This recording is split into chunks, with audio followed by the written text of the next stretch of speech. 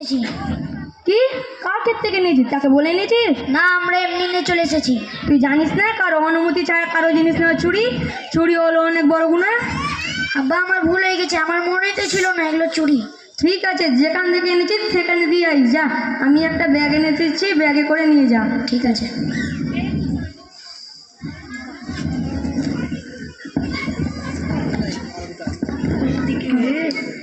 দাদা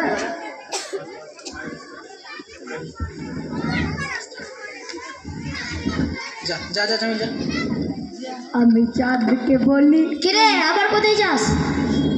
আব্বা বলছে কুমড়োর সাথে যদি মাছ হইতো তো ভালো হইতো, তাই দেখি কোথাও মাছ পাই নাকি। কিন্তু তুই কোথায় যাস আর হাতে এগুলো কেন? আরে আর বলিস না, এগুলো বাড়িতে নিয়ে যাওয়ার পর আব্বা বকাবকি করেছে, তাই ফেরাতে দিতে গেছি। এই কথা ধর বাচ্চা, আমার বলে কিছু বললো না। তাই ধর। আমার বলে কিছু বললো না। তোর বাপকে একটু বেশি বুঝে বাচ্চা। না বন্ধু, চুরি তো চুরি। এটা কি 1000 টাকা জিনিস? এটা তো একটা সামান্য ব্যাপার।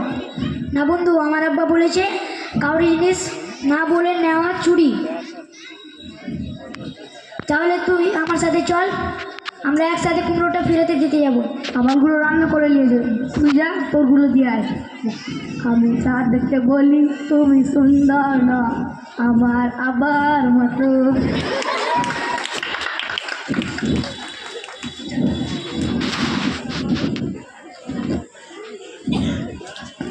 কি রে, তুই না একটু আগে কুমড়ো চুরি করে ধর দিলি না? আবার ফের এলি কেন? তোর আব্বা তো সোনার মেয়ে, ভালো মানুষ।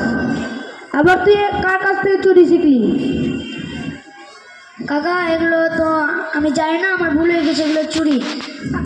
আর আমাকে এগুলো বলিয়েন না, আর কিছু মনে করবেন না, আমি এগুলো আর চুরি করব না। তো নিয়ে গেছিস, আবার ফেরাতে দিয়ে এলি কেন? আমার আব্বা বলেছে কি কাউরি জিনিস না হাত দিয়ে চুরি করা হয়। বাহ, তোর কথা শুনে আমার মন ভরে গেল বাপ।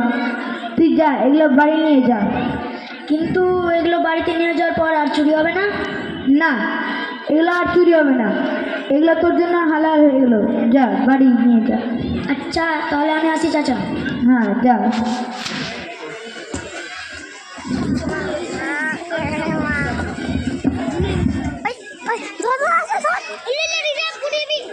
আসো আসো আসো,